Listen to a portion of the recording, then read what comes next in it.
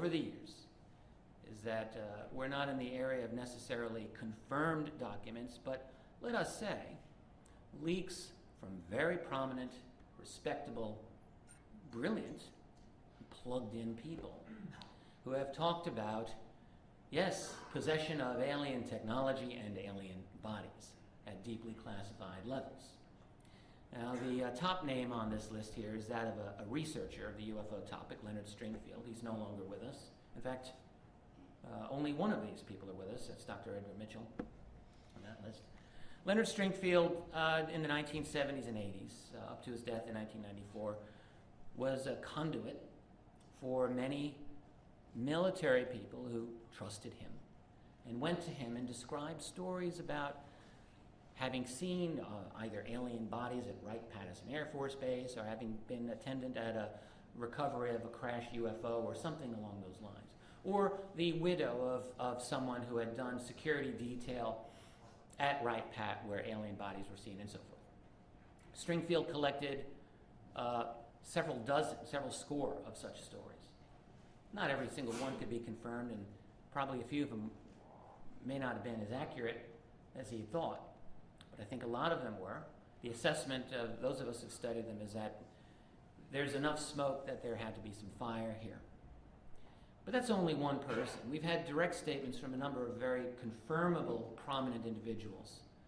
Senator Barry Goldwater famously stated a number of times, he was very close friends with Curtis LeMay, Chief of Staff of the Air Force, and Goldwater admitted. And here's Goldwater, ran for president in 1964, Republican, military friendly. He was an Air Force Reserve general. You'd think that a guy like Goldwater might know about these secrets, and yet Goldwater stated multiple times that when he attempted to get information about this topic from his friend Curtis LeMay, on one occasion he said he was cussed out by Curtis LeMay, who told him in no uncertain terms, "Don't ever ask me about that again." Dr. Robert Sarbacher, who was a black and white photograph in the center, a very prominent defense scientist of the 1950s and 60s.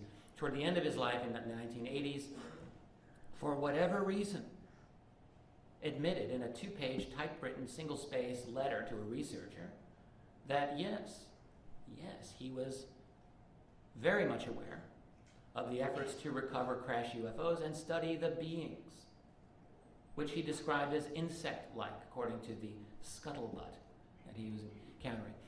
He was part of a committee to study this phenomenon, he said. And some researchers ended up speaking to Sarbacher. He gave them the name of Dr. Eric Walker, who is still alive.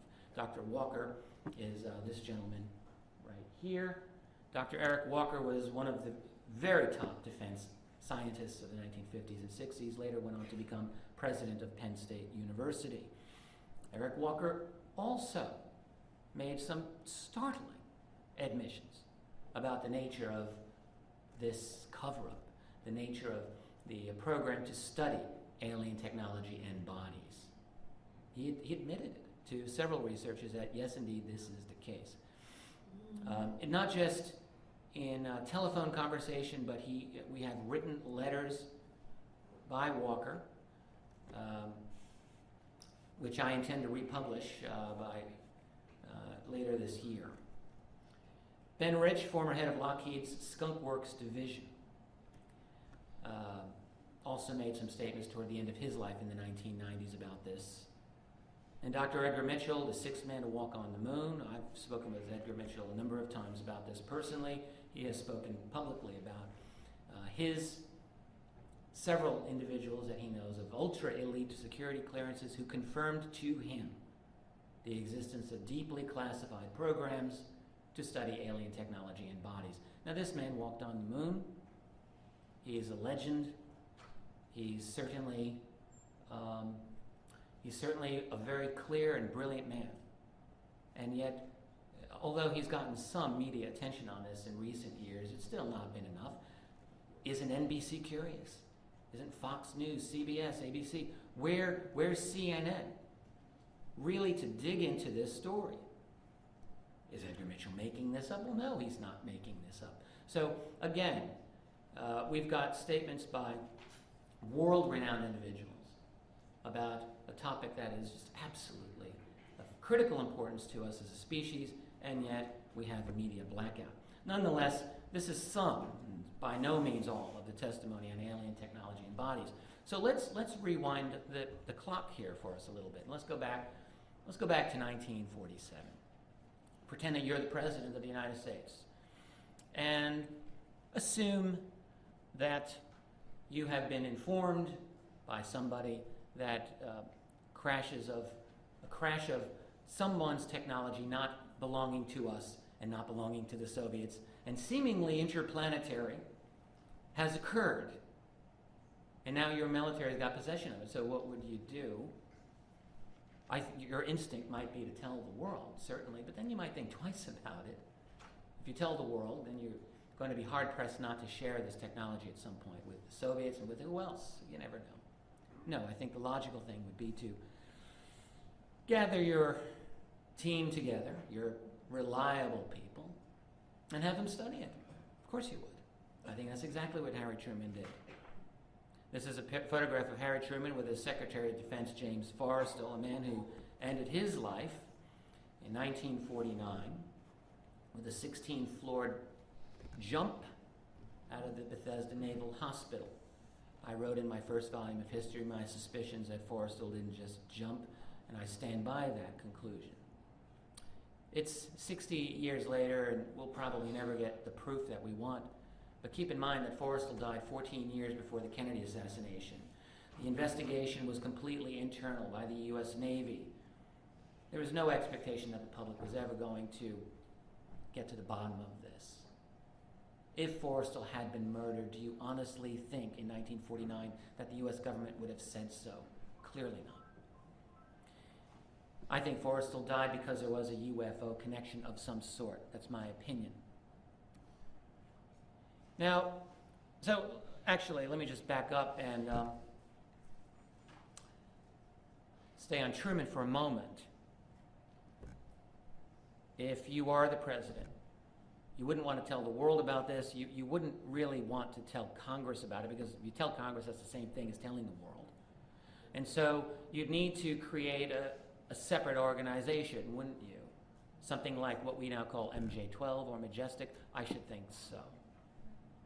I think all of the evidence that I have seen, all of the logic points to this conclusion.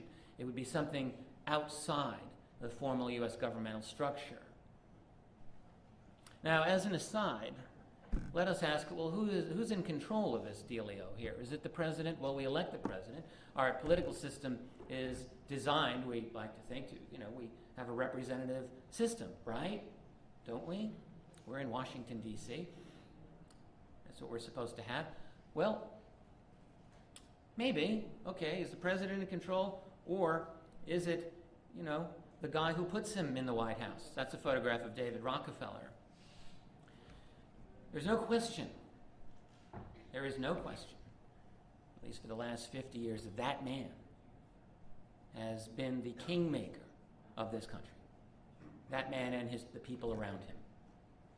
In the study of my second volume of history, which covers from 1973 to 1991, there is no question that David Rockefeller was the man who said yay or nay to every one of the presidents that we had at that time.